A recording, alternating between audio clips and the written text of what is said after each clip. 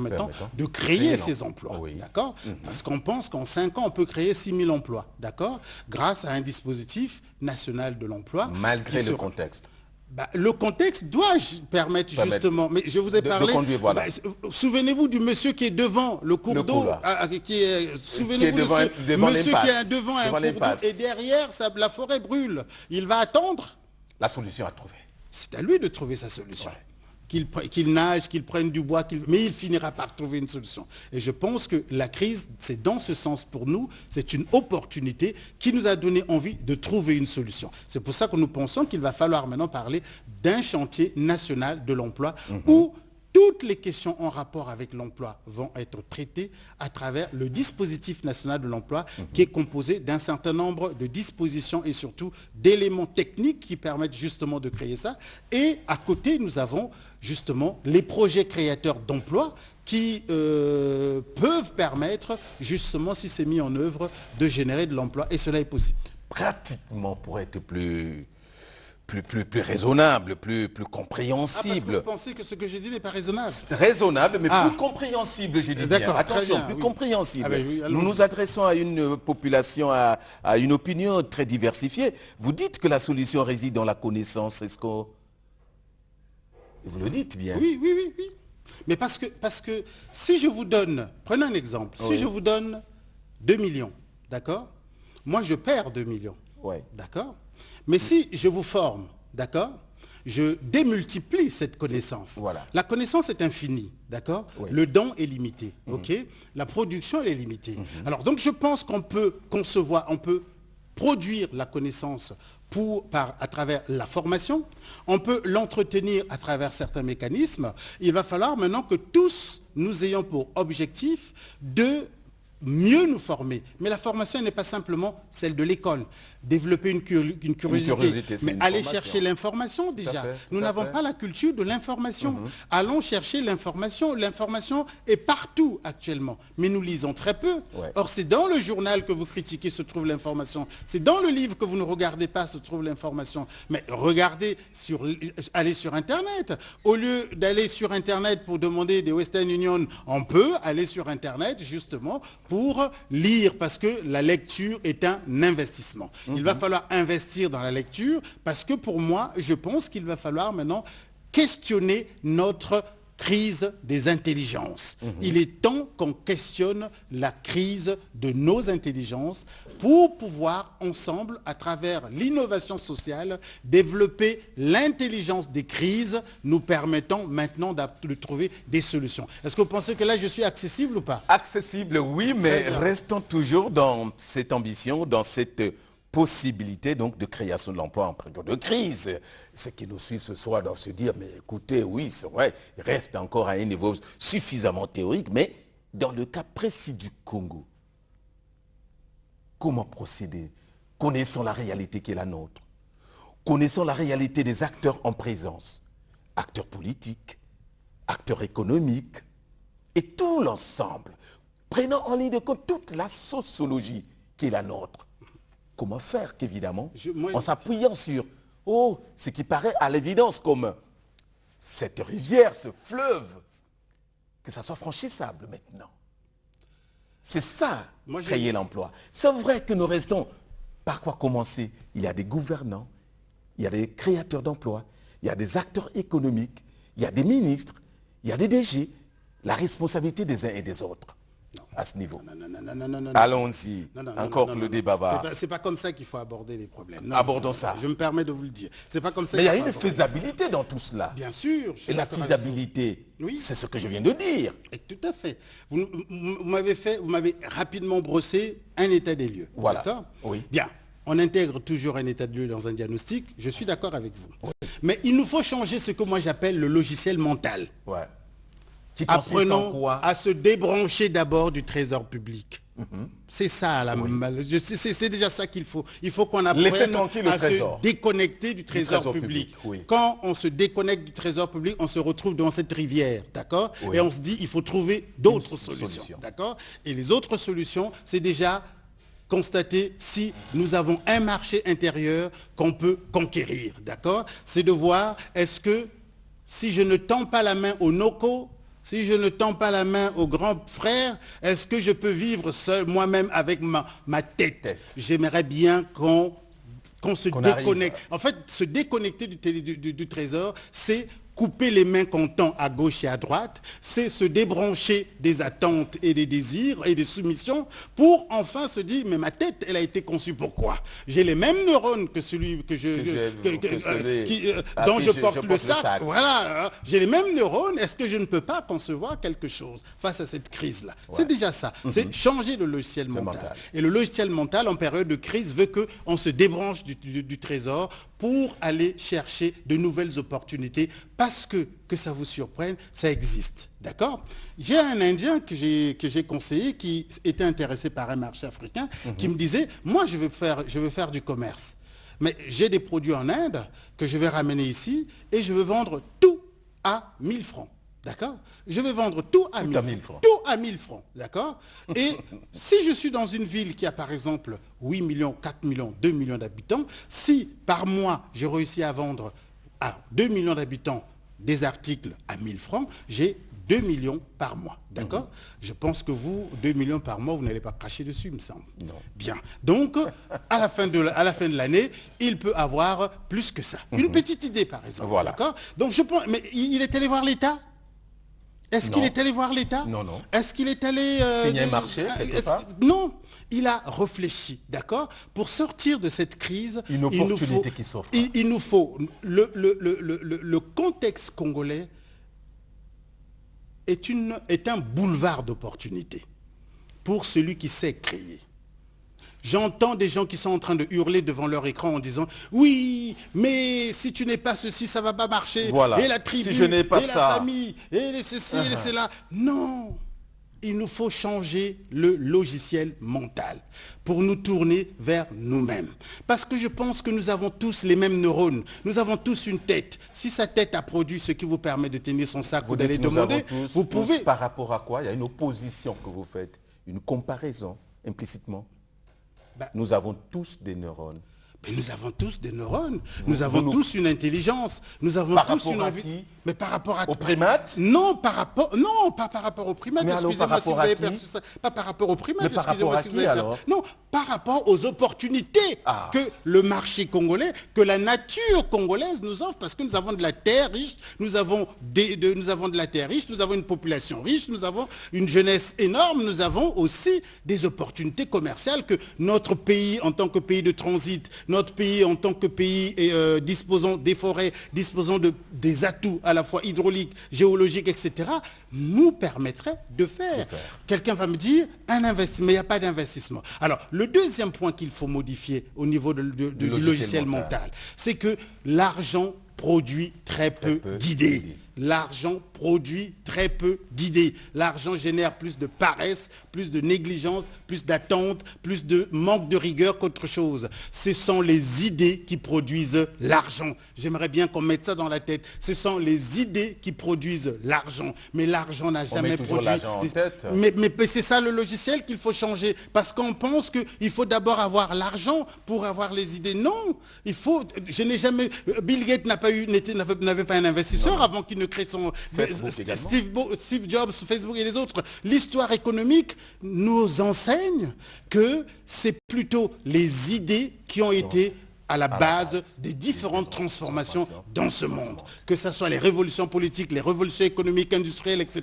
C'est d'abord un qui a inventé. C'est pour ça que je caresse l'orgueil national en disant « Mais est-ce que vous savez que nous sommes un peuple de créateurs, d'inventeurs ?» Donc c'est possible que nous puissions inventer notre propre réussite parce que le pays nous ouvre tout et attend tout de nous, mais il se plaint quelquefois qu'on n'exploite pas tout ce qu'il faut. Revenons sur l'aspect crise, le contexte est autre. Vous me direz, ben, écoutez, nous sommes dans un contexte réel, c'est la crise. Et le Congolais aime se morfondre, s'interroger, se représenter tel qu'il est et se poser la question, mais est-ce que dans ce contexte de crise, pour le cas du Congo, pensez-vous que cela soit possible? Je reviens encore et j'insiste. Culturellement, nous avons un petit handicap face à la crise. Nous avons cette maladie de diluer nos responsabilités dans un groupe, dans une communauté, dans l'État. D'accord ? Je pense qu'il va falloir faire un gros travail. Il faut qu'on revienne à la responsabilité individuelle. D'accord ? À tous les niveaux, vous vous rendez compte que si on peut mettre ne serait-ce qu'un petit accent sur ce point, ça nous ferait beaucoup de bien. D'accord ? Alors, puisque nous avons tendance à nous morfondre, moi je suis contre, hein, je ne pense pas que ce que vous dites est exact, excusez-moi de vous contredire, je pense que nous n'avons pas tendance à nous morfondre, bien au contraire, nous nous battons tous. C'est le résultat d'une observation. Ben, nous nous battons tous pour trouver des solutions. Peut-être qu'elles ne sont pas visibles, peut-être qu'on l'exploite mal, mais je sais que les mamans, là où elles sont, le matin, elles se lèvent pour aller trouver des solutions. Nous avons des pères qui viennent, qui cherchent, etc. Peut-être qu'on le fait mal ou peut-être que c'est mal encadré. C'est pour ça que je suis en train de dire, il nous faut changer simplement. La difficulté se trouve au niveau de du nécessaire changement du logiciel mental. Parce que la crise est une invitation à la créativité congolaise. La crise est une invitation au regain d'inventivité congolaise. C'est pour ça que je parlais de l'innovation sociale qui doit nous obliger à se dire, mais ce monsieur, il me semble qu'il a raison, parce qu'il faut que je commence d'abord, moi en tant qu'entrepreneur, à me débrancher du trésor pour chercher les vrais marchés au sein de la population, pour concevoir de nouveaux produits en cette période de crise et pour aller chercher les marchés, ce que nous on appelle les relais de croissance sur d'autres marchés qui peuvent être juste à côté de nous où il y a 12 millions d'habitants, juste au-dessus de nous où il y a 20 millions d'habitants. Donc c'est à nous maintenant, mais ça nécessite de la force. Ce qui manque aux gens, c'est nous n'avons plus le goût du risque. Nous n'arrivons pas à revitaliser notre intelligence des crises. Nous préférons accuser un, nous préférons tout mettre sur un, mais nous oublions notre propre responsabilité parce que culturellement, on a tendance à transférer les responsabilités sur d'autres. Il va falloir changer justement ce logiciel mental pour se dire, on va se mettre en rang pour pouvoir apporter des solutions. J'aimerais bien, j'ai dit que celui qui a un appareil à produire, j'ai pas besoin de prototype, celui qui a conçu un appareil capable de produire ça commence du manioc, par un prototype, oui, non? Donc ça veut dire qu'il a Après, il faut le développer. Bien, il aura la chance puisque nous allons organiser la fête de la création, la fête de l'inventivité. Dans le cadre du Téléthon que nous allons organiser, du Téléthon de l'emploi, on va organiser une fête de l'inventivité dans les mois qui arrivent à venir. Au niveau de l'Afrique, au niveau du Congo? Nous sommes un appareil de solution. Nous ne faisons pas, nous sommes un appareil de, nous ne sommes pas des théoriciens. Nous avons sillonné pas mal de pays africains, nous avons sillonné pas mal de pays européens et asiatiques. On s'est posé une simple question, mais pourquoi nous, alors que les autres ont connu la même chose? Souvenez-vous, il y a moins de 350 ans, les premiers Américains aujourd'hui, blancs, sont arrivés en Amérique. Oui. Mais 200 ans après, c'est la première puissance du monde. Souvenez-vous des premiers Hollandais qui sont allés en Afrique du Sud. 200 ans après, c'est la première puissance économique d'Afrique. Et pourquoi pas nous? Donc il y a un problème. Et ce problème-là, il faut qu'on s'asseye pour comprendre d'où il vient et pourquoi, afin de trouver des solutions. Oui. Il faut qu'on se booste au niveau de la pensée, qu'on se booste au niveau de l'intelligence. Donc nous sommes une structure qui aborde les problèmes pragmatiques. Nous ne sommes pas dans la théorie, nous sommes plutôt dans l'identification des problèmes et des propositions de solutions. Parce que les réponses existent. Il y a plusieurs organismes mondiaux chargés d'apporter des réponses, plusieurs structures chargées d'apporter des réponses. Nous, je reprends, pour ceux qui n'ont pas compris, nous sommes un appareil de solutions. Quand vous arrivez, nous avons déjà plusieurs solutions. Je viens de vous donner 2 ou 3 petites pistes. Nous pensons qu'il va falloir ouvrir le chantier national de l'emploi. Et quand je dis ça, de 2018 à 2023, quand je dis ça, nous avons tous les outils nécessaires afin que ce chantier soit ouvert, etc. Alors, 2 mots-clés pour emprunter le langage du web, de l'Internet, dispositif et puis solution. Au niveau de l'Université des connaissances africaines, quel est le dispositif que vous portez-vous? Il y a longtemps que nous, on a cessé de rêver. Le rêve existe toujours. Oui, il va toujours exister. C'est important. Oui. Ça fait partie du foyer d'espérance d'un être humain. Mais le monde est tellement violent, tellement bizarre, tellement difficile que nous rêvons peu. Parce que nous avons compris que tout est marchand. Et face à l'argent, on rêve très peu. Donc les choses vont très vite. Alors nous avons conçu 2 dispositifs. Nous avons d'abord, en réponse aux 7 fins, nous proposons, dans le cadre de notre lutte contre la diversification économique, nous proposons la reconversion industrielle. C'est deux choses différentes. D'accord? La diversification économique vise, à la limite, à nous maintenir dans un certain nombre de choses. Vous voyez, l'Allemagne a organisé le sommet Afrique-Allemagne. D'accord? J'ai suivi attentivement parce que ça m'intéressait, ça c'était nouveau, d'accord? Quelle ne fut pas ma surprise de voir qu'au cœur de ce sommet, il y avait quoi comme préoccupation allemande? Le développement durable. Mais que propose l'Allemagne? L'Allemagne est aujourd'hui le numéro 1 du développement durable en Europe, d'accord? Donc elle propose ses propres solutions, d'accord? Et nous savons tous que celui qui propose garde toujours la main, est-ce que vous comprenez? Donc nous on se dit, mais nous on n'a pas besoin, nos économies sont extraverties, d'accord? On va diversifier pour retomber dans d'autres propositions qui ne font que conforter ce qui existe. Nous parlons, nous, de reconversion industrielle. Parce que nous n'avons pas de tissu industriel. Parce que dans la transformation structurelle de nos économies, il faut qu'on envisage une réelle reconversion. Alors, quel est le lien entre la reconversion industrielle et les 7 fins? Mais justement, lorsque on parle de l'accès à une nourriture en quantité et qualité suffisante. Mais nous parlons de l'agriculture, nous parlons de l'agro-pastoral, nous parlons de l'agro-industrie. Donc, depuis des décennies d'ailleurs. Donc, nous proposons des nouvelles stratégies, des nouvelles mesures pour pouvoir commencer, non pas à l'échelle nationale, mais à l'échelle départementale, en fonction des potentialités que présente un département. Nous exploitons à travers un certain nombre de projets, nous expérimentons à travers un certain nombre de projets une espèce de reconversion industrielle pour permettre d'abord aux locaux de s'approprier à travers l'innovation, la recherche et le développement et le financement leur propre potentialité. Donc c'est un développement participatif et endogène. Nous sommes de ceux qui pensons que par la reconversion industrielle, nous pouvons participer de manière collégiale avec les populations locales, parce que c'est souvent oublié. Nous exploitons ce qui existe, d'accord? Nous favorisons l'appropriation de nouvelles connaissances et de nouvelles méthodes par les locaux, afin que ces derniers puissent tirer d'abord profit de leur propre matière première, et enfin qu'ils puissent servir de miroir dans une spécificité, d'accord? Le non-accès à l'eau, par exemple. Nous sommes en train de réfléchir, nous sommes en négociation avec l'Agence nationale de l'eau française, avec l'Agence française de l'eau. Nous sommes en négociation avec une ville dans le cadre d'un jumelage. Nous pensons que la ville de Mosaka, par exemple, peut devenir, si on nous permet de le faire, le centre national de l'eau, c'est-à-dire tous les métiers en rapport avec l'eau. Toutes les stratégies en rapport avec l'eau, toutes les connaissances en rapport avec l'eau vont se dérouler dans cette localité, que ce soit les métiers de plaisance, les métiers de pêche, etc.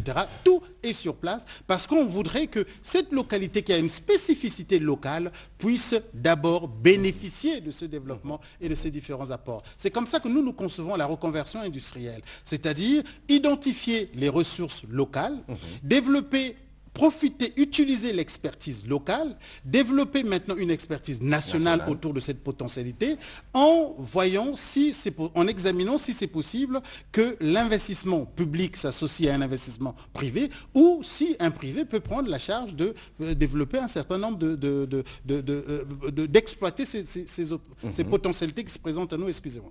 Et c'est comme ça que vous présentez l'articulation donc de ce dispositif national de l'emploi. Non, ça c'est le premier dispositif. Voilà. Nous avons donc le dispositif industriel, nous appelons ça le dispositif industriel national des accès. On appelle le dispositif industriel national des accès. Parce que dans le cadre de la lutte contre la pauvreté, on s'est rendu compte que nous avons 7 fins, les 7 fins du peuple, qui sont des non-accès à un certain nombre de besoins primaires. Donc, nous mettons un dispositif industriel national des accès, c'est-à-dire nous résolvons la plupart des problèmes en mettant en place une industrie pouvant participer à ces solutions. Et on associe soit un département, une région ou un secteur d'activité donné par rapport à ça pour produire de la valeur ajoutée. D'accord ? Maintenant, nous avons le deuxième dispositif, c'est le dispositif national de l'emploi. Nous vous avons dit que dans toujours la lutte contre la pauvreté, nous développons au sein de l'Université des connaissances africaines. L'Université des connaissances africaines, c'est à peu près 80 consultants aujourd'hui, d'accord ? Qui tous, 80 experts, consultants, etc. À travers l'Afrique ? Non, pour l'instant, nous sommes tous à Paris. Nous avons des représentations dans pas mal de pays, notamment au Maghreb et en Afrique de l'Ouest.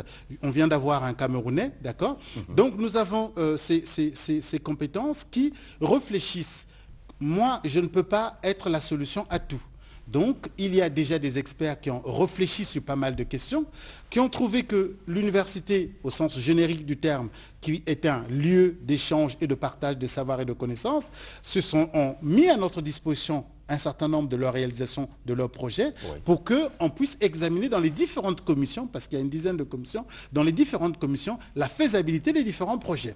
Une fois que le projet est jugé efficient, efficace et surtout rentable, parce que à la base nous ne faisons pas ça pour nos beaux yeux quand même. Une fois que nous avons identifié que c'est efficace et rentable, à ce moment nous pouvons le porter à la connaissance du public à travers donc les conversations stratégiques ouvertes où nous venons présenter l'ensemble de nos réalisations. Nous allons le faire dans quelques jours, nous allons le faire au mois de novembre à Paris, où on va présenter maintenant le fruit de tous ces travaux pour à partir présenter à qui, à quel au public de la diaspora. Voilà. Oui, le public français, le public de la diaspora. Nous revenons de Londres où nous sommes allés présenter justement cette démarche. Nous l'avons fait en Côte d'Ivoire, nous l'avons fait au Congo-Kinshasa, nous l'avons fait aussi au Cameroun et nous sommes heureux de constater que ça marche. Maintenant, par patriotisme, par l'amour du pays, on se dit on va proposer les mêmes solutions au pays dans le cadre de l'initiative citoyenne pour pouvoir apporter sa modeste pierre à l'émergence et à la solution des différents pays. Ces réflexions, qui est porteur des initiatives que vous mettez, que vous vendez, que vous mettez à la disposition, qui est finalement intéressé à cela? L'ensemble des acteurs. Vous les vendez à qui pour être plus simple? Nous sommes allés à Londres pour chercher des investisseurs, parce que nous, on a déjà nos projets. Nous avons déjà des projets pour lesquels on attend simplement un financement, d'accord? C'est un peu curieux que vous allez à Londres. Parce que c'est là où est la City. La démarche anglo-saxonne est plus proactive par rapport à la logique de pensée, de raisonnement sur le plan... donc, bon, je pense qu'on s'est compris. Donc, bon, allons-y. Oui, donc, nous sommes allés à Londres et nous avons été en Côte d'Ivoire parce que la Côte d'Ivoire a un problème insoluble, c'est comme ça qu'on appelle ça en Côte d'Ivoire, un problème insoluble, l'emploi des jeunes. Donc, c'est là où nous avons expérimenté, où nous avons présenté tout au moins ce projet pour recueillir les expériences, puisque eux, ils ont déjà fait plusieurs tentatives qui se soldent par des résultats mitigés. D'accord. Donc, on s'est dit, en intégrant ce qui existe déjà sur le plan national, ce qui existe sur le plan africain et les innovations présentées par les autres pays, par exemple en Occident, qu'est-ce que nous pouvons faire qui correspondent exactement à nos préoccupations? C'est ça qu'on va avoir le plaisir de présenter et l'honneur de présenter au public congolais, si, comme on dit au Congo, si Dieu le veut. Brièvement, nous n'avons peut-être pas eu l'occasion d'en parler, le chantier national de l'emploi. En quelques mots pour terminer.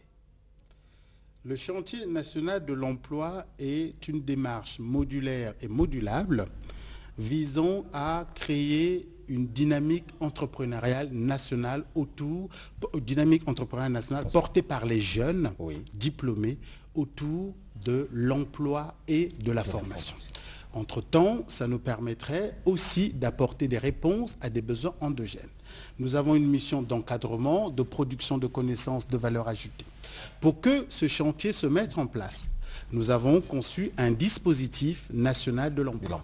Pour que ce dispositif soit concret, nous avons donc un observatoire national de l'emploi qui est un outil statistique qui est chargé, bien entendu en partenariat avec l'existant de l'État, de mutualiser les différents apports et connaissances pour nous permettre d'avoir finement ce qu'on appelle une cartographie des métiers et des compétences. Pourquoi métiers et compétences? Parce que le Congo a des métiers stratégiques. Vous savez qu'un consultant fait partie de ce qu'on appelle les métiers stratégiques. On ne confie pas ça à tout le monde. C'est pour ça que nous, on est un peu choqués quand on fait venir des consultants externes pour travailler sur certains sujets ultra sensibles. Nous avons donc les métiers en souffrance, ce sont les métiers où la plupart des cadres vont à la retraite, mais il n'y a pas de relève. Nous avons les métiers d'avenir avec tout ce que les nouvelles technologies de l'information apportent. Nous avons les métiers métiers en tension, c'est-à-dire où la demande est plus lourde, mais il n'y a pas en général de réponse. Donc, nous allons faire cette cartographie, que ce soit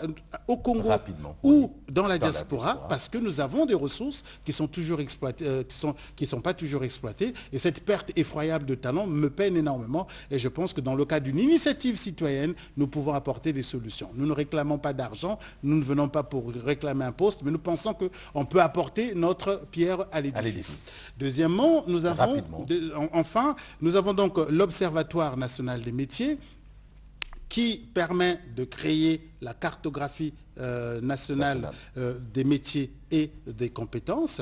Cette cartographie nous permet de mettre en place ce qu'on appelle, la nuance est importante, ce qu'on appelle le Centre national des métiers, le Centre national des formations aux métiers. Le Centre national des formations aux métiers. Une fois que, quel est le rôle du Centre national des formations aux métiers? C'est de faire de ce qu'on appelle des formations métiers. C'est dommage que sur ce point aussi important que nous allons si vite, parce que c'est là la réponse. Oui, bon, mais vous avez vos impératifs. Nous reviendrons certainement. Voilà. Impératif du temps, vous le dites. Oui, vous avez vos impératifs. Donc je pense que, j'espère et je sollicite, si vous le permettez, qu'on ait toute une émission autour du chantier national de l'emploi afin de donner les éléments à la fois techniques, concrets et les avantages que cela peut apporter. C'est validé. Je vous remercie. Merci Patrice Passy, mais merci également à vous tous qui nous avez accordé votre temps. Retenez que nous avons parlé donc du comment créer des emplois au Congo en période de crise économique. Vous avez suivi le débat, les opportunités, mais compris.